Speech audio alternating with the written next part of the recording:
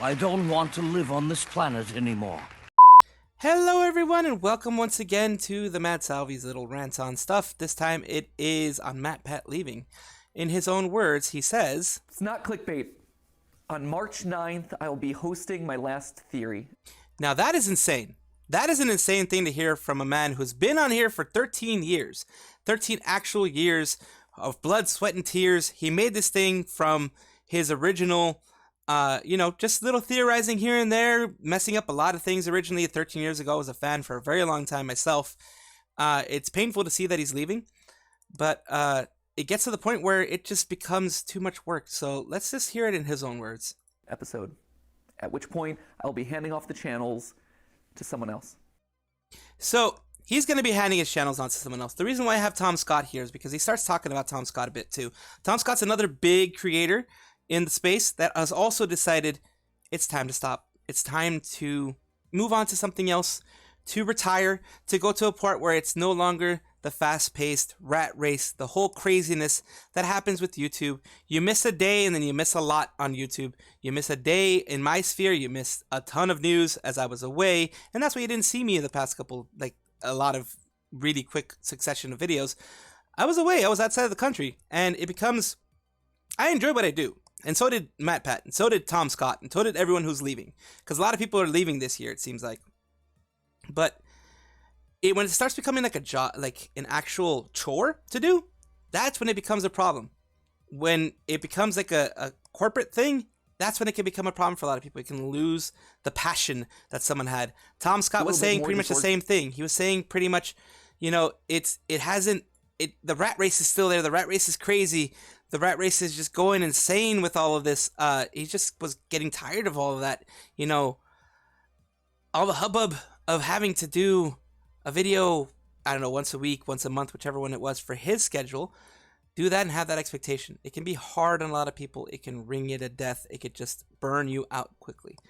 Now, MatPat goes further in, as you saw a little previously before. MatPat goes further in to everything that he wanted to put out there for why he left.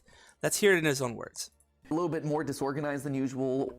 Normally, I would want to script out something like this pretty precisely. Because he always does. But with an announcement like this, I wanted to bring it back to just us. There's no one else in the room. There's no teleprompters. There's no nothing. It's just the way that this whole thing started. And watching the full thing before I clipped little parts of it is insane. It kind of reminds me of when Steve left Blue's Clues. He sat down with the children. He sat down with everyone who was watching him and told them the reasons why he was going to go. In his case, is off to college, off to going to do new things, follow his dreams. For the children, he said, off to college, off to doing those things.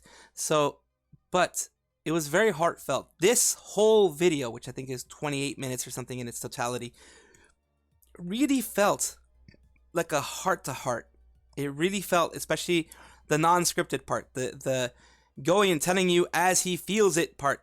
That part felt very actually real. It didn't feel like it was, he'd been planning this for months or whatever. It felt like, what? I am leaving. I am thinking of going.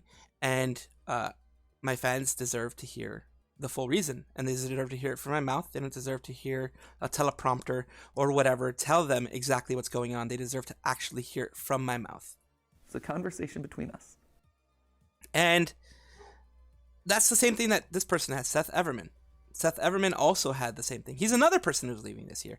It is not just MatPat. It's Seth Everman. It's Tom Scott. It's everyone. They're getting tired of the rat race. For them, it stopped being this passion. I mean, they still had the passion of it. They still had the passion, but they didn't have the big, like I was saying before, it's the rat race of it, the whole corporate part of it, the whole it becoming a full-time job part of it that started wearing down on them. I can't speak specifically for each and every one of them, but that's what it seems. Just from hearing, watching all of their goodbyes, it really seemed like they weren't enjoying it anymore. They weren't extremely yeah, we're gonna, gun-ho and everything. This was, for many of them, late nights. For many of them, hours upon hours upon hours upon hours of work. People depending on them for their livelihoods too, because each and every one of these people had teams of people. script writers, people organizing where the locations where to go, people getting the clips specifically for what they were looking for, getting everything set up, the editing, everything. They were having all these people work for them. And that weighs on somebody, to have a large organization of people whose livelihood depends on you being there on time, on point, and strong every single time. That can weigh on a lot of people, and it seemed to have weighed on him. Let's hear more of what he has to say.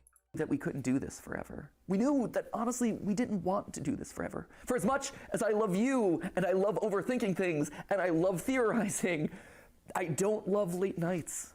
I don't love the fact that Steph and I have been work first for over a decade when I was his age. He also probably knows the FNAF lore. And the thing is, when he was talking about his age and FNAF lore and everything like that, that's his child. He has a child. He has a family now. He has, I'm not going to mention the child's name because, I don't want to, put them into this whole thing. But he has a child. I think it was like 3 or 4 years ago or more now, I think, that the child's there. He knows FNAF lore. He knows all these different things. Ollie's the name. He has it. He even has it on there. Okay, I'm going to mention the name Ollie. He knows a lot. And as a father, him being a father, I'm not a father, but him being a father, I can imagine he wants to be in his child's life more and not have those late nights, not have those work first mentality after 13 years of him being around. And that is very respectable. Dedicating yourself to your family, dedicating yourself first to your family is a very respectable thing to do. And I can understand the whole, he had said before, I didn't put it here, but he said before that it was him being up all night and sometimes hours, early morning hours, getting everything prepared, scripts, everything. It weighs on people. Better than I do, which is a problem that I should probably address at some point. But honestly, I want to be able to spend more time with him. And that is legit. I'm just going to be having him talking in the background, just kind of muted and everything, just to kind of give you something to see while I talk. But for me, I am continuing to do YouTube because it doesn't feel like a job yet. It's my passion. It's something that I like doing. Yes, it can be a little bit stressful to do videos and such like that, but I see it as an extension of me, as showing you guys what makes me passionate, showing you guys what interested me this week, what interested me today, tomorrow, and every day that I do these videos. What brings me to being a creator, what makes my mind race with ideas of what I'm going to be doing. I want you guys in on that. And it's not saying that he didn't want that, but it just, family became more important, which is respectable. The rat race stopped being so fun, which is respectable.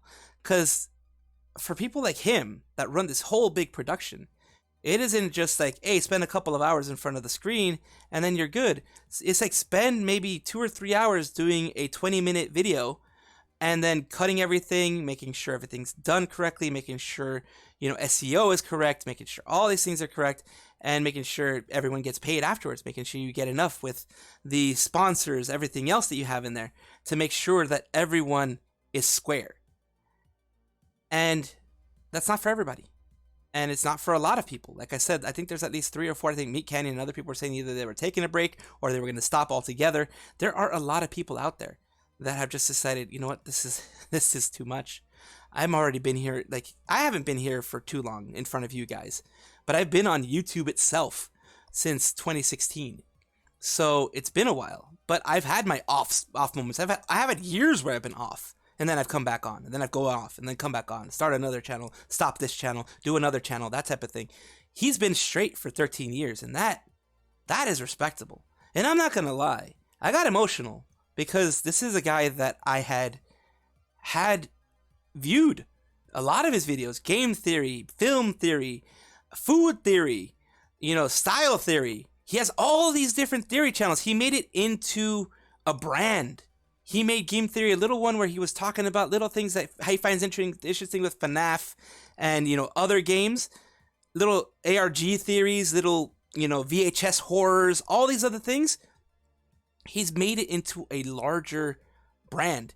And he sold it to Lunar X. He sold it to that group right there that's going to be mentioned. He sold it to them so that he doesn't have to worry about the big stuff about it. He can be that personality instead of being behind the business of it. Yes, he was behind somewhat of the business of it, but once it went to Lunar X, they took a lot of the heaviness off of it. But that doesn't mean that he still didn't have late nights. He still didn't have to research a lot of things. They just took like the YouTube business part and you know, took care of that while he was taking care of the general business of game theory to make sure everything, all the content was there. So before I make it extremely long, because it's already a long video, if you are doing YouTube, or if any of you have done YouTube, you can understand you need to have a passion. And that passion, once it burns out, it's just no longer worth it. It really isn't. I have a passion to be here in front of you guys, as I mentioned, and my passion is strong, and I don't plan on leaving anytime soon. I plan to keep doing these things and keep showing you videos and keep being my passionate self. This one's a little bit more of a serious thing, but I like showing you guys me. So I do appreciate you. Thank you so much. Let me know what you think down in the description, down in the comments, because I want to have this conversation. Did you watch MatPat a long time ago? Was MatPat someone new to you? Did you even know who he was? Did you know who Game Theory was just because of FNAF? What was it that brought you to him? Is this a sad moment for you? Is this just like, oh, I barely knew who he was right now. Maybe I'll look at all of his videos and then be sad that he's gone. What is it for you guys? Let me know. I want to know everything. Thank you so much. You guys mean the world to me. Like and subscribe and all that kind of stuff, because that does help the channel grow. It helps the channel be known out there. I appreciate you. Take care of yourselves. Love yourselves. Keep being the wonderful people that you are. And I will see you guys next time. Bye-bye.